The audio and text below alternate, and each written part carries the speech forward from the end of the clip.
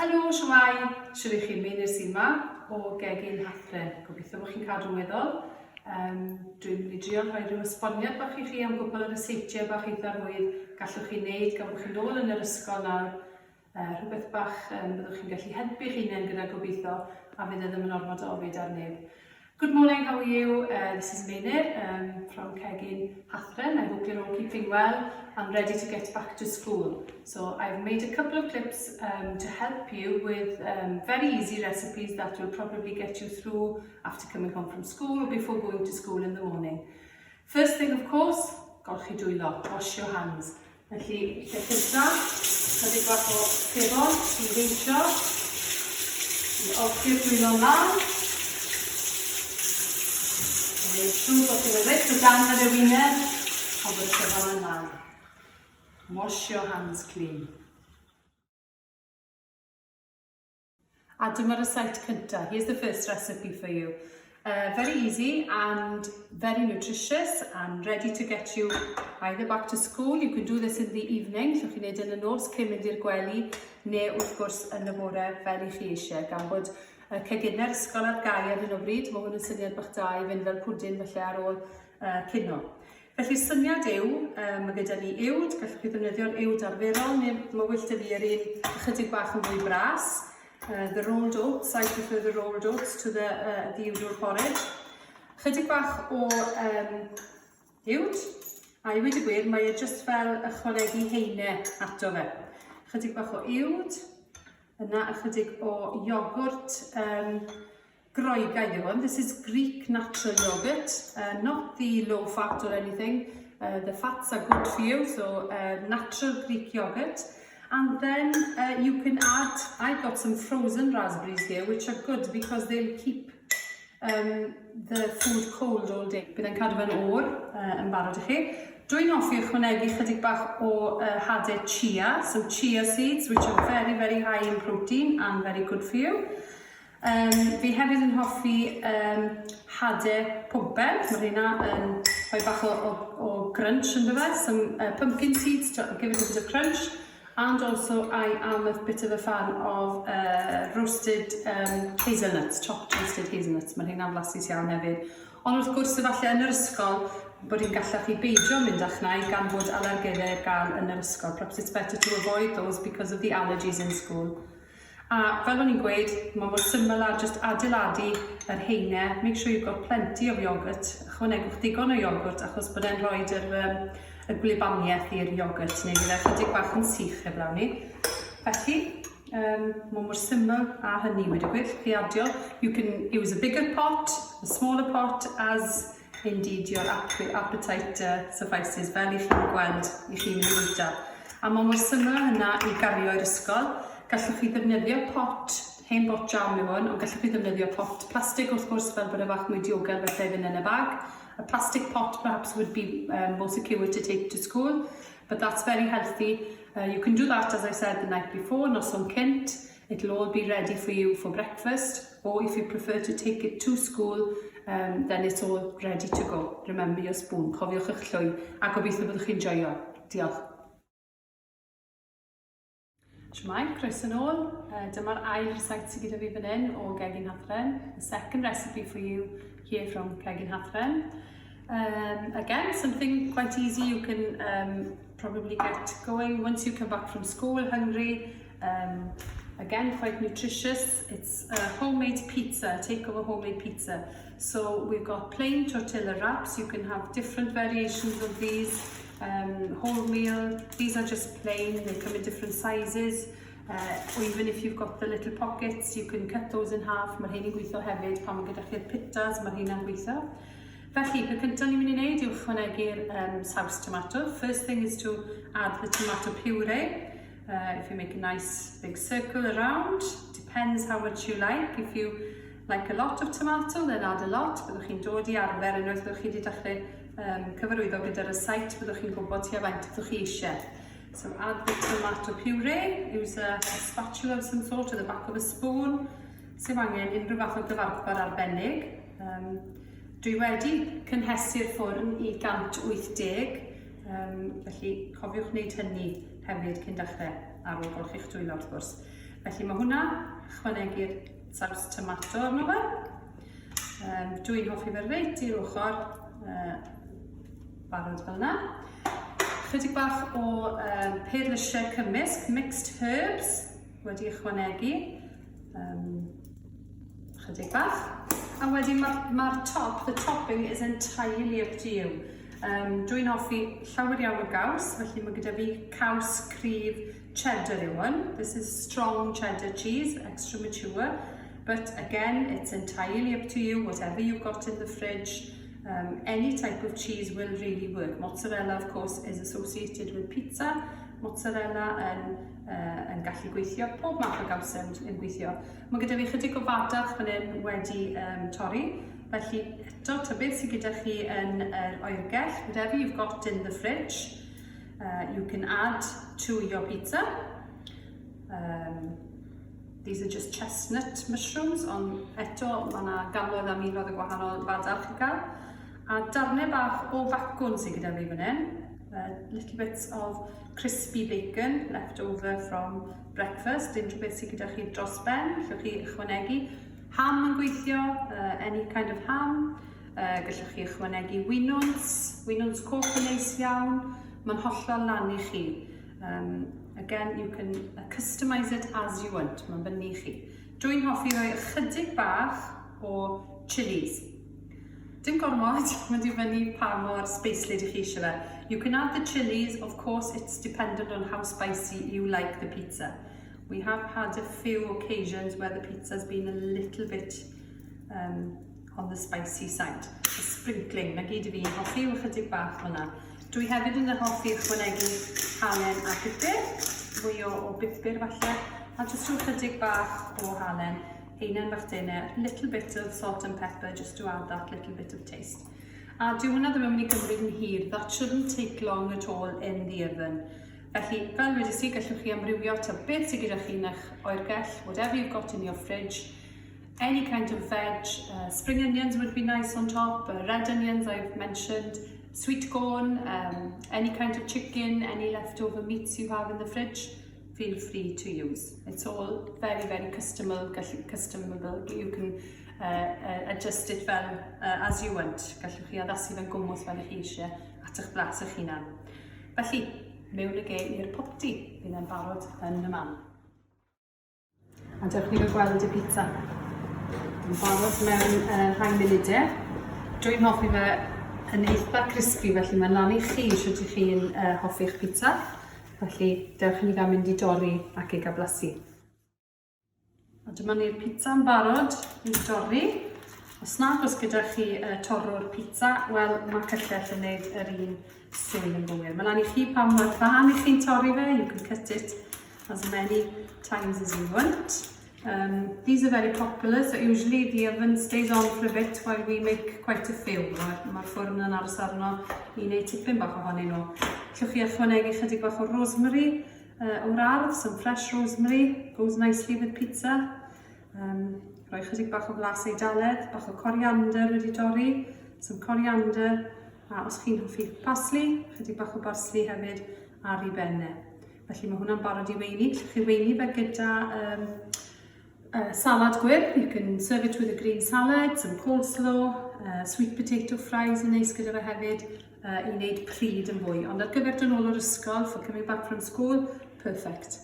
Gallwch chi hefyd fynd awn i'r ysgol wrth gwrs yn oer, os chi'n hoffi pizza yn oer, gallwch chi wneud hynny hefyd. Felly mwynhewch. Diolch, thank you. Iawn, ryseit nesaf gyda ni fan hyn yng Nghegin Hathren. The next recipe in Hathren's kitchen is to make pancakes. Mae'n syni fi faint o oedolion sydd yn poeni ac yn prynu'r pecynnau parod amser mae'n ddwrnod crempog. It's amazing how many adults buy a ready-made pancake mix when it's pancake day. It's so easy, mae'n mor rhwydd, mae'r plant fan hyn yn gallu neud nhw yn lle gyda'n It's so easy. It is basically cwpan, disgyn, whisky i hydlo a trwy'r wy, flwr, blawd a llath. Yna gyd sydd angen arnoch chi. Felly dwi'n dechrau bant, dwi'n ychwanegu un cwpaned o flwr, o flawd, i'r gymysgedd. Sy'n eisiau bod yn hollol ar ei ben fyna. Felly 1 cwpaned o fflwr i mewn, 1 cwpaned o laeth. Mae'n angen chi pa laeth sydd gyda chi adre. Ni'n defnyddio'r un cyflawn, whole fat milk. It's up to you, whatever you have at home. Gallwch chi defnyddio llaeth cnau o bob math. Any nut milk will also work with this recipe. A mae mor rhwydd a just cymysgu. Ac yna trio gymysgu fe cystal eich chi'n gallu mwyn osgoi lwmpen. Does neb yn hoffi gormod o lwmpen ti'n un o not too many lumps in the pancakes. A fel arfer, usually on birthdays or Saturdays, diwrnod pen-blwydd neu ar ddydd Sadwrn fel arfer mae'r crempog yn dod allan.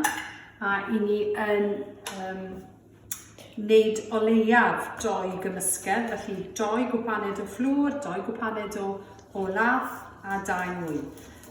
Usually we make 2 mixes ready, they don't last very long.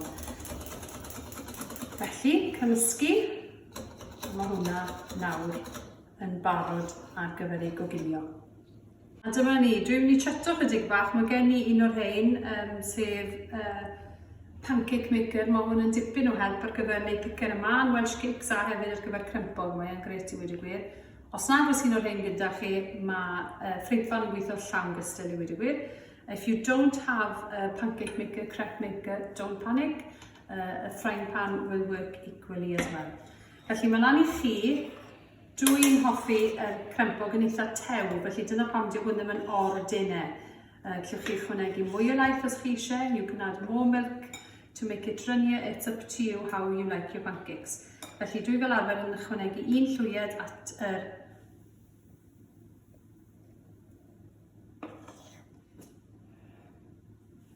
pan. Chi'n gallu gwneud nhw'n fawr, weithiau ni'n cael rhifen dibynnu am faint i'r oedran ar gyfer y pen-blwydd. Sometimes we'll have numbers depending on the age of the birthday boy or girl in the house. Felly mae rheina yn gymryd ychydig bach o amser fyna. A y ffordd gorau o wybod ydyn nhw'n barod yw mae yna swigod bach. There are little bubbles appearing on the top. Eto, gallwch chi ddefnyddio blawd cyflawn. You can use wholemeal flour if you like. Or you can use gluten-free variations, they all work, or oat flour, whatever you've got, depending on your diet.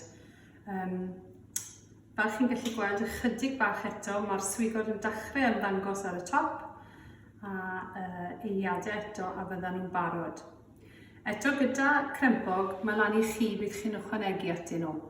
Gallwch chi ychwanegu llwyth o ffrwythau atyn nhw, chydig bach o iogwrt, chydig bach o mel, menyn, lemon yn boblogaidd iawn gyda ni. Felly ychwanegwch ta beth sydd yn apelio ato chi. Ni'n drio rhain nawr i'w troi nhw, chydig bach yn gloi lle. A fel chi'n gallu gweld, maen nhw wedi dechrau newid lliw, felly wedi dechrau cydio, wedi brwno. They've just started to brown on the back there. Felly, ychydig bach yn ychwanegol i reina.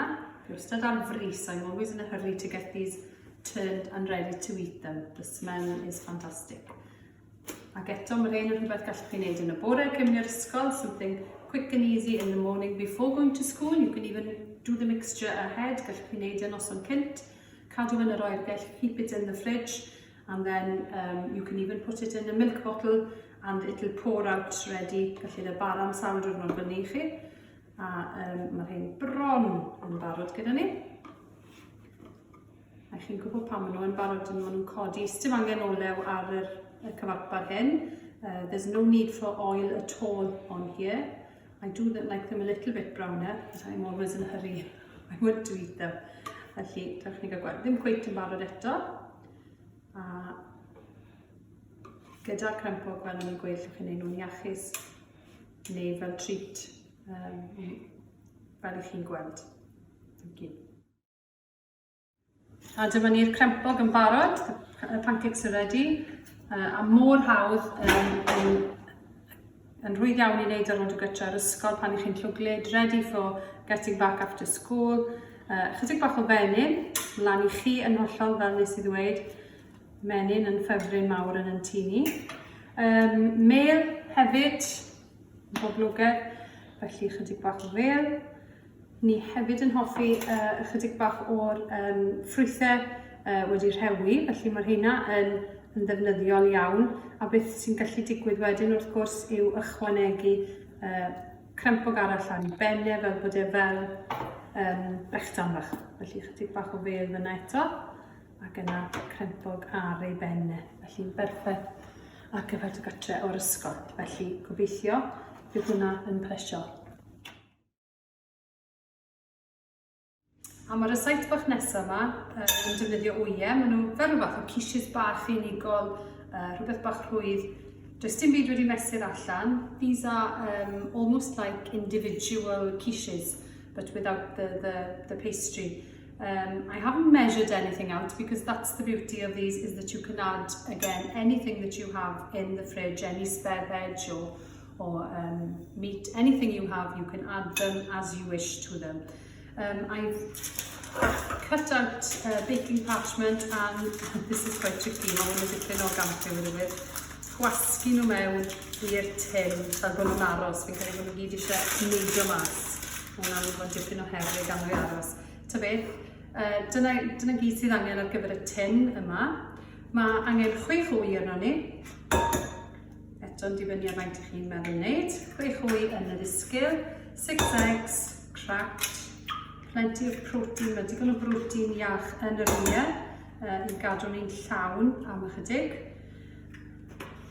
Felly 6 wy mewn.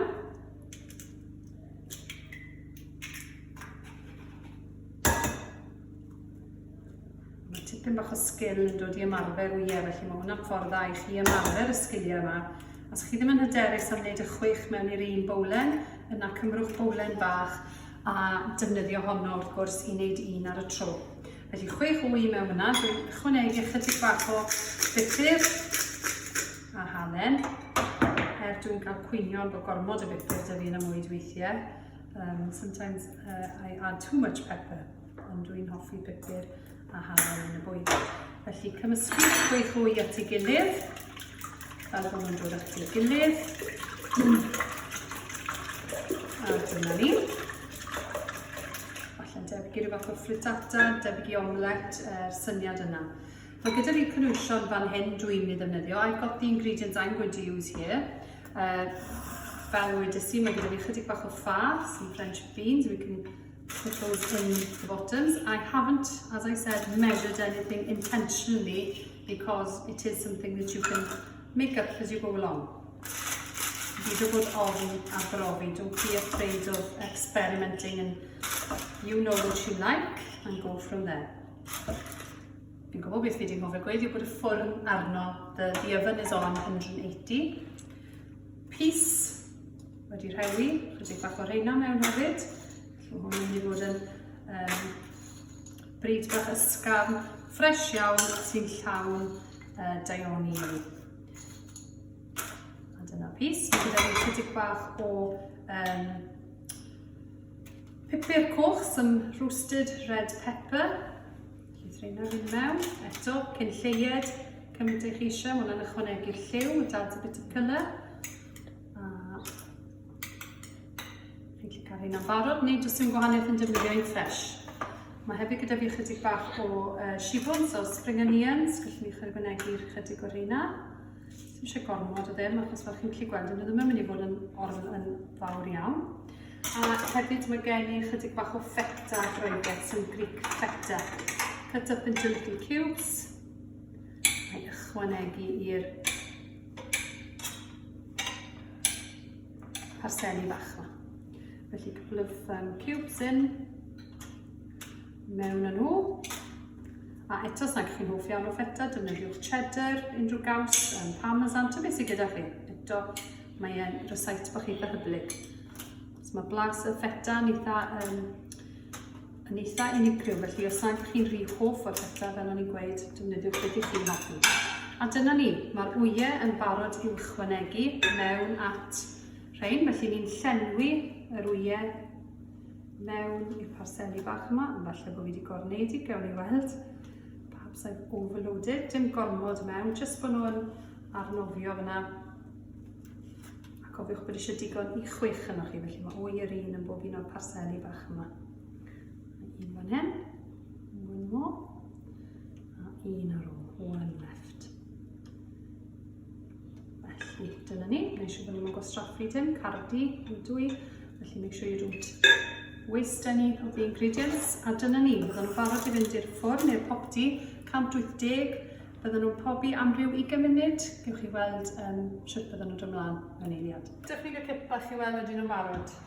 20 munud, trwy chi rhaid eich dillad ysgol gadw, tacluso, gwaith cartre yn barod, dyna nhw'n barod. They should be ready the time you get everything sorted after coming home from school. Yn edrych yn blasus. Dewch chi'n cael blasu. Reit, a dyma nhw'n barod. Gallwch chi roi nhw mewn ychydig yn hirach lan i chi. Gallwch chi roi ychydig bach o gaws cheddar ar ei ben nhw eto. You could add a little bit more cheddar if you like. Dewch ni gael gweld ydyn nhw'n barod. Felly maen nhw'n dod mewn parseli bach. Let's see. Falle fe eisiau cyllell bach. Perhaps a knife would be a good idea just to ease them out. Just i helpu gan mas. A dyna ni. Dyma parsel bach wedi dod allan. Gweini gyda spigoglis, mae hwnna'n anodd i weid. Served with a little bit of spinach and some rapeseed oil drizzled over. A lan i chi eto beth i chi'n gweini fe gyda. A fel chi'n gallu gweld mae e bron fel rhyw fath o omlet, ond falle ddim ar y ffwrn. A hefyd, beth sydd yn dda amdano rhain yw gallech chi bod yn mynd â rhain mewn pecyn ar gyfer eich pecyn bwyd y diwrnod tranodd. These can be used then to be taken to school as your lunch for the following day. Felly, gobeithio bod chi wedi mwynhau a gobeithio byddwch chi'n blasu ac yn rhoi cynnig ar rai o'r rhain. I hope you have a go yourself at making some of these. Mwynhewch. Diolch.